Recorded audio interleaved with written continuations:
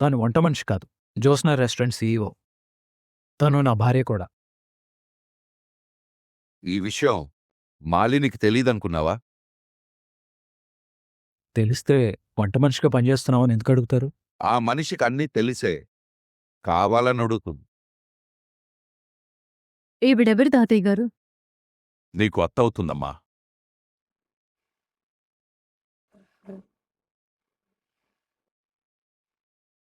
నా కోడలు సుమిత్రకి వదిన. మా అమ్మకు వదినంటే నాకు అత్త.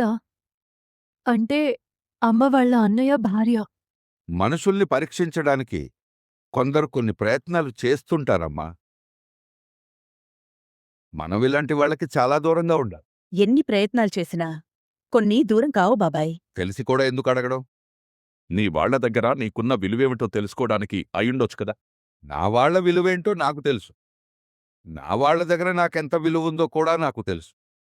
కూతుర్ని ఇంట్లో నుంచి పంపించేసినప్పుడు ఏమైంది బాబాయ్ నీ విలువ?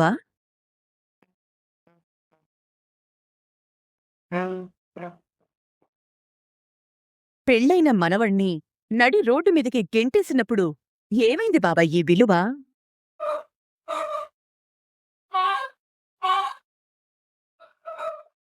ఆస్తిలో వాటా పంచాల్సిన మనవణ్ణి ఇంటి డ్రైవర్ని చేశావు. కూతురి కోడల్ని ఇంటి పని మనిషిని చేశావు. పని మనిషిని సీఈఓని చేశావు. బ్రహ్మదేవుడు రాసిన తలరాతల్ని కూడా మార్చి రాయగల శక్తి నీకుంది బాబాయ్. మేం వ్యాపారంలో బయటవాళ్తోనే ఆడుకుంటాం. నువ్వు సొంతవాళ్ల జీవితాలతోనే ఆడుకుంటావు కదా బాబాయ్. జీవితాలతో ఆడుకోవడం గురించి నీలాంటి వాళ్ళు మాట్లాడకపోతేనే మంచిదమ్మా. నీలాంటి వాళ్ళు అన్నాను కదా. కాదు కాదు, నీలాంటి వాళ్ళు. ఏకవచనంలో మాట్లాడితే ఆ లిస్టులోనే నేను అనుకుంటారు మీ మామగారు. ఇంకా నా వాళ్ళంటావా? నువ్వు వేళ్ళెత్తి చూపించాల్సిన అవసరం లేదు. నేను దుర్మార్గుడినైతే వీళ్ళు నాతో ఉండేవాళ్లే. జీవితంలో నడవడానికి 2 దారులు. 1 నిజాయితీ, 2 నమ్మకద్రోహం. మనం ఏ దారిలో నడుస్తున్నాం అన్నది మన పక్కన నిలబడిన మనుషుల సంఖ్యను బట్టి తెలుస్తుంది. నీ వైపు ఎంతమంది ఉన్నారు, నా వైపు ఎంతమంది ఉన్నారు, అంతవరకు వీళ్లకు శివనారాయణ. మరి నా కూతురు కోడల గురించి నీ కోడలు అడగవలసిన అవసరం ఏంటి? నేను నీ కూతుర్లాంటిదాన్ని కదా బాబాయ్. నన్ను తప్పుగా అర్థం చేసుకోకు. వద్దమ్మా, ఇలాంటి దుర్మార్గుడికి నువ్వు కూతురులా పుట్టొద్దు. తాత, ఏంటిది? గొడవ పట్టడానికి ఎదురుపడుతున్నారండి మీరు? పెద్దవాళ్ళు మాట్లాడుకుంటున్నారు. పిల్లలు ఎందుకులే కలగజేసుకోవటం అని మౌనంగా ఉంటే ఎందుకు మా తాత తప్పు చేసినట్టు మాట్లాడతారు? అది కాదురా. గతంలో ఏం జరిగిందో మాకు కొంతవరకు తెలుసు. మేమైతే మీ జోలికి రావట్లేదు కదా. వదిలేయండి మమ్మల్ని. కలిసి సంతోషంగా ఉండలేనప్పుడు విడిపోవడమే మంచిది. అది భార్యాభర్త అయినా, 2 కుటుంబాలైనా సరే. మీ వ్యాపారాలు మీరు చేసుకోండి, మా వ్యాపారాలు మేం చేసుకుంటాం. చేసిన పాపం మనిషి నీడలాంటిది.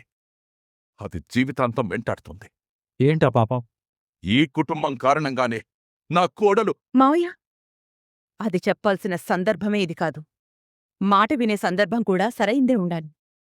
బాబాయ్, మా ఇంటి ఆడపడుచు సుఖ సంతోషాలతో ఉండాలని శాంతిహోమం చేయడానికొచ్చాం. ఎవ్వరి మనసులో గాయపరచాలని కాదు. చెప్పకుండా కలిశాం. చాలా ఏళ్ల తర్వాత నా ఆడపడుచుని చూశాను, నా మేనకోడల్ని చూశాను, కాంచన్న కొడుకుని చూశాను, వాడి భార్యని చూశాను, పారిజాతం గారిని కూడా చూశాను. నీకు నేనంటే ఎంత మంటో నాకు తెలిసే. నీతో చచ్చినా మాట్లాడ్ను. అన్నయ్యని కాంచనని తప్పించి మీ కుటుంబాన్ని కలిశానన్న ఆనందం ఉంది. నేను అందర్నీ గుర్తుపట్టగలిగాను గాని ఈ ఈ కుర్రాణ్ణి గుర్తుపట్టలేకపోతున్నాను. ఎవరి అబ్బాయి? నాకు తెలిసినంతవరకు కాంచనికి ఒక్కడే కొడుకు. ఈ అబ్బాయి కార్తీక్కి తమ్ముడు కాదు కదా. కాదు. మరి ఎవరతను? పరిచయం చేయాల్సినంత ముఖ్యమైన వ్యక్తి కాదులేండి. అలాంటివాడు మీ ఫ్యామిలీకి దగ్గరగా ఉన్నాడు అంటే నాకు తెలిసి తనకి మాకు రక్త సంబంధం లేదు గాని తను కూడా మా కుటుంబంలో ఒక వ్యక్తిలాంటివాడు. మీరు చాలా మంచివారు బాబాయ్. ఆ మనసులో అందరికీ స్థానం ఉంటుంది. కొందరికే స్థానం ఉంటుంది. పైగా సూరజ్ మా జ్యోత్స్నని కాపాడు. ఆ కృతజ్ఞత కూడా మాకుంది. మీ మనవరాల్ని కాపాడిన మనిషి నీ ఇంటి మనిషిని చేసుకుంటే దానికి కృతజ్ఞత అని పేరు పెట్టావు. మా మావయ్య గారిని కాపాడిన దీపని నా మనిషిని చేసుకోవాలి అనుకుంటే దానికి అతి తెలివి అని పేరు పెట్టావెందుకు బాబాయ్? థ్యాంక్స్ దీపా. కార్తీక్, నీకూడా. మీరు మావయ్య గారిని సేవ్ చేశారు. తాత మీ మేలు మేమెప్పటికీ మర్చిపోం. దయచేసి మర్చిపోండి.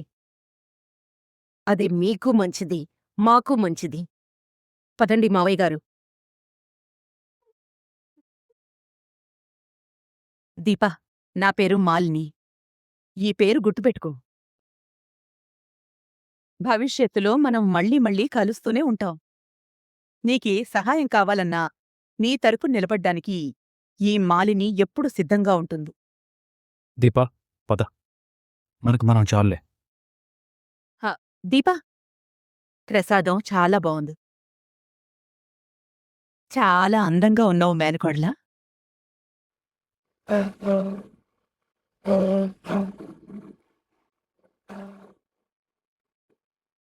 మావయ్య గారు, ఇప్పటికే ఆలస్యమైంది. వెళ్దాం పదండి.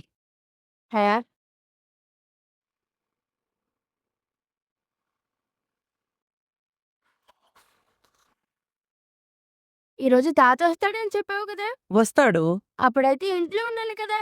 ఎందుకు? ఎదురెళ్ళి దిష్టి తీయడానికా? లేదు, వెనకెళ్ళి బ్యాగ్ పట్టుకోవడానికి. ఈ వంకతో నువ్వేమీ స్కూల్ మానేయాల్సిన అవసరం లేదు. ప్లీజ్ నానమ్మా. మీ అమ్మా నాన్న నన్ను తిడతారే. కడుపు నొప్పి చెప్తాను. చదువుకునే పిల్లలు అలా అబద్ధాలు చెప్పొచ్చా? చదువుకోకపోతే అబద్ధాలు చెప్పచ్చా? అబ్బా, నీతో నేను వాదించలేనే. ముందు నువ్వు స్కూల్కెళ్ళు. ఇదిగో బ్యాగు. ఇంకా టైం ఉంది, అప్పుడే గంటేకు. స్కూల్ బస్ వచ్చేలోపు తాతయ్య వస్తాడు, నా కోసం కొత్త సైకిల్ తెస్తాడు. నేనేమీ తెమ్మని చెప్పలేదు. నువ్వెందుకు చెప్తావు? నీ కలిసి చెప్పుంటావు, నాకు కలిసి చెప్తావే ఏంటి? ఏంటే ఈ మధ్య బాగా గొడవలాడుతున్నావు? తాత వచ్చిందని చెప్తా నీ సంగతి. ఏం చెప్తావో చెప్పుకో. నీకోసం ఏం తెచ్చినా అది నేనే తీసుకుంటాను, చూస్తూ ఉండు. నా కోసం చీర తెస్తే అది నువ్వు తీసుకుంటావా? తీసుకుంటాను. ఫాలంత పొడుగులేవు కాని నీకు చీర కావాల్సొచ్చిందా? అబ్బా, నీతో మాట్లాడుతుంటే తలనొప్పి వస్తుంది. ఏం తెక్కొచ్చిందే నీకు? ముదురు ముదురు బెండకాయలా తయారయ్యావు.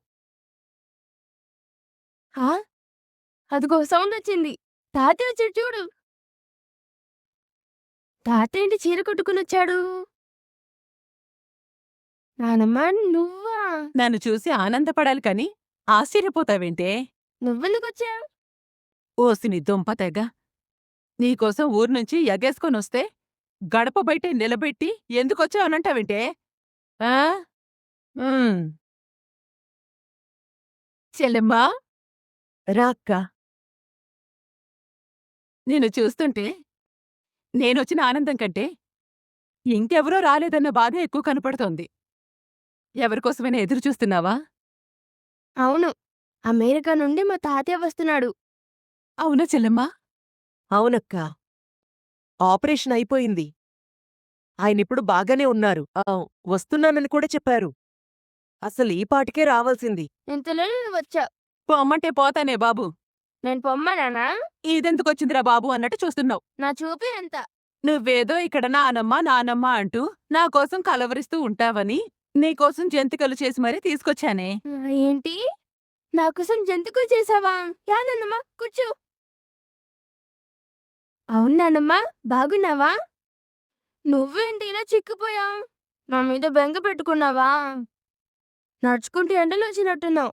మంచినీళ్ళు తాగుతావా? తీస్తానుండు. ఓయమ్మో, నువ్వు నన్ను మించిపోయావు కదే. ఇది మనల్నందర్నీ మించిపోయిందక్కా. నువ్వు ఊరుకోనానమ్మా, అలా అనుకు. నాకు దిష్టి తగులుతుంది. నాలుక మీద మాటలు ఏం తిప్పుతున్నావే? ఇంతకీ జంతుకులు తెచ్చానన్నా, ఎక్కడున్నాయి చెప్పు. ఇదిగో ఈ డబ్బాలో ఉన్నాయి. ఎలా ఉన్నాయే? సాల్ట్ కొంచెం తగ్గింది, కారం కొంచెం తగ్గింది. మరీ అంత మెత్తగా లేవు, గట్టిగానే ఉన్నాయి. నా వంటకి పేర్లు పెడుతున్నావంటే ఎలా ఉంది చెప్తున్నాను నానమ్మా. నచ్చకపోతే ఇచ్చేయ్. నోటి దగ్గర నుంచి లాగేసుకుంటావేంటి? ఇటివ్వు, నేను తింటాను. కొయ్యకుండా పాదులేసిన బీరకాయలాగా బాగా ముదిరిపోయేవే నువ్వు. వీటితో పాటు గవ్వలు కూడా చేయొచ్చు కదా. సౌర్య, స్కూల్ బస్ వచ్చింది, వెళ్ళురా. మరి తాత? రావడానికి ఇంకా లేటుంది. నువ్వు స్కూల్కెళ్ళు. అలాగే. ఇది కూడా తిను. అక్క, ఆ బాక్స్ ఇలా ఇవ్వు. తాతని మాత్రం ఎక్కడికి పోనివ్వద్దు. ఈవినింగ్ వచ్చే వరకు ఇంటి దగ్గర ఉండ నువ్వు. అలాగే. ముందు నువ్వెళ్ళు, లేదంటే బస్ పోతుంది. నన్ను ఎక్కించుకోకుండా పోతే నేను ఊరుకుంటానా? ఇది బాగా రౌడీ పిల్లలా తయారైంది. వెళ్ళు. ఆగాగే. ఇదిగో 2 జంతికలు బాక్సులు పెట్టుకుని వెళ్ళు. స్కూల్లో తిందు గాని. వచ్చాక తిండాలే నానమ్మా. బాయ్ నానమ్మా. ఇదొక్కతే 10 మంది పిల్లలంత సందడి చేస్తుంది. ఆ వయసుకి అల్లరే అందమక్క. అన్నట్టు దీపా కార్తీక్ బాబు ఏరి?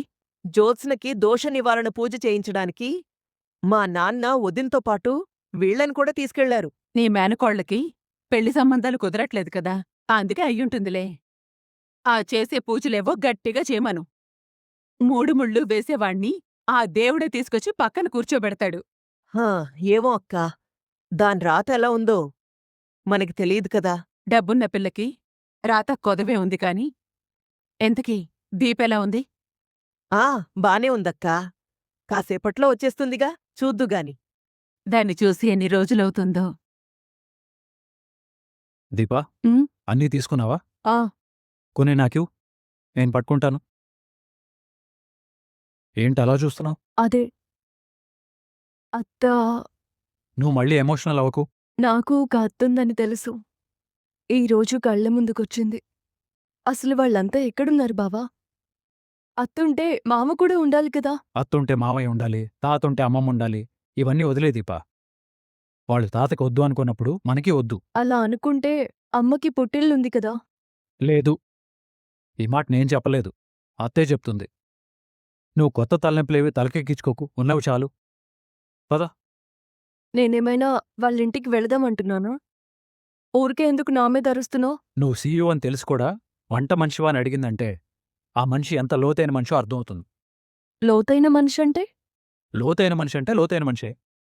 అంటే పైకి కనపడే మనిషి వేరు, లోపల ఉన్న మనిషి వేరు అని అర్థం. బ్రదర్, రండి వెళ్దాం. ఆ, వదినతో ఏమైనా మాట్లాడాలా? ఏం లేదు బ్రదర్. కొద్దిగా ప్రసాదం మిగిలిపోయిందంట. ఏం చేద్దాం మావా అని అడుగుతుంది. దారిలో ఎవరో ఒకరు పంచి పెడదామని చెప్తున్నాను. పద్దీపా. బ్రదర్, ఏంటి బ్రదర్? అంటే అది వచ్చిన దగ్గర నుంచి ఇప్పటివరకు అన్నీ చూస్తూనే ఉన్నావు కదా. ఈ ట్రైలర్ చూసి సినిమా ఏంటో నీకు ఈ పాటికే అర్థమై ఉండాలి. అర్థమైంది బ్రదర్. ఏది మనసులో పెట్టుకోకు, అన్నీ మర్చిపో. కంపెనీ గురించి మాత్రమే ఆలోచించు. అలాగే బ్రదర్. సరే పద. బ్రదర్, అన్నట్టు చెప్పటం మర్చిపోయాను. నువ్వు ఇంటికెళ్ళిన తర్వాత జ్యోత్స్నని తీసుకుని ఆఫీస్కి వెళ్ళిపో బ్రదర్. దీప కూడా క్యాబ్లోనే వచ్చేస్తుంది. మరి మీరు? ఏదో మీటింగ్ ఉందని మనం వెళ్ళాలని తాత చెప్పాడు. నేను తాతను తీసుకుని వెళ్తాను. అలాగే బ్రదర్. ఇటువంటి పర్లేదు. నువ్వు జాగ్రత్తగా ఉండు. నన్నేం చేస్తారు తాత? వాళ్ళు ఎదురుగా ఉండే శత్రువులు కారు, వెన్నుపోటు పొడిచే శత్రువులు. జాగ్రత్తగా ఉండాల్సిందే. నువ్వెంత జాగ్రత్తగా ఉన్నా నిన్నెలా దారిలోకి తీసుకురావాలో నాకు తెలుసు శివనారాయణ. అది వాడి వల్ల కాదు. మన వల్ల అవుతుంది మావయ్య గారు. అలాంటి కుటుంబం నాకు అవసరం లేదు మావయ్య గారు. మీ కూతుర్ని మళ్ళీ మీ దగ్గరికి చేరుస్తాను మావయ్య గారు. వాణ్ణి మన ఇంటి గుమ్మం కూడా తొక్కనివ్వను. రాసిపెట్టుంది కాబట్టే మీరు మీ కూతురి కోసం శాంతిహోమం చేయిస్తుంటే తనే గుడికొచ్చింది. పదండి మావయ్య గారు, మనకింకా చాలా పనులున్నాయి. ఏదీ అనుకోకుండా జరగలేదు మావయ్య గారు. అన్నీ తెలిసే జరిగాయి. ఇక మీదట కూడా తెలిసే జరుగుతాయి. కాని నాకు తెలిసినట్టు మీకు తెలీదంతే.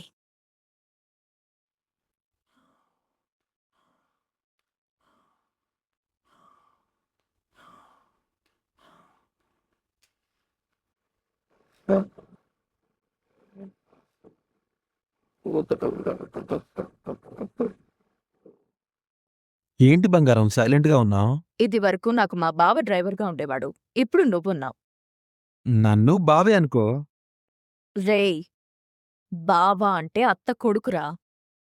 అయితే నన్ను అలాగే అనుకో. మనిద్దరికీ పెళ్ళైతే నేను నీకు మొగుణ్ణవుతాను. అప్పుడు నన్ను మేనత్త కొడుకనుకుంటావో, మేనమామ కొడుకనుకుంటావో, ఏమనుకుంటావో నీ ఇష్టం. రేయ్ స్కూటీ ఆపరా. ఆఫీస్‌కి రావా? ఆపరా. ఆపు. దేనికి?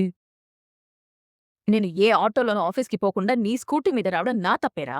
ఇది మీ స్కూటీయే కదా! కానీ నువ్వు డ్రైవ్ చేస్తున్నావు కదా. నిన్ను యువరాణిలా వెనకాల కూర్చోబెట్టుకుని తీసుకెళ్తుంటే నీ మర్యాదకి ఏం తక్కువొచ్చిందే? మాటలతో చంపుతున్నావురా. దేవుడు నోరిచ్చింది మాట్లాడుకోవడానికే. నువ్వు నన్ను బంగారం అని పిలవడం మానేయ్. సరే, మానేస్తా. నువ్వు మాట మీద నిలబడవురా. నీ మీదొట్టు. నిన్నింక పిలవను. నేను వాళ్ళనే పిలుస్తాను. ఎవరిని?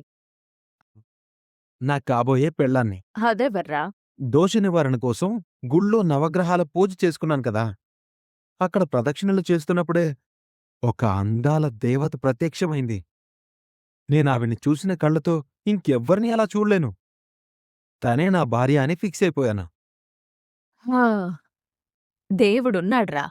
నీ భార్య నుంచి నన్ను తప్పించడానికి నన్ను గుడికి రప్పించుంటాడు. నేను అదే అనుకుంటున్నానమ్మా. దేవుడున్నాడు. అందుకే నీకంటే అందగతెను నాకు పరిచయం చేశాడు. నీ కంట్లో పడిందంటే అది ఎన్ని జన్మల పాపం చేసుకుందో. తను నా అదృష్ట దేవత. తను అదృష్ట దేవతేరా. నీ కంట్లో పడింది కదా, ఇక దురదృష్ట దేవతే. నీకంటే అందగత్తెని పెళ్లి చేసుకోబోతున్నానని నీకు కుళ్ళు. నాకంటే అందగత్తె అని నాతో ఎందుకు పోల్చడం? చూస్తే అదిరిపోతావు. ఏ అడ్రస్ ఇచ్చిందా? ఫోటో ఇచ్చింది. ఏది? ఆ దురదృష్టవంతురాల్ని చూపించు. ఒక్క నిమిషం. ఇదిగో, ఇదే నా అదృష్ట దేవత.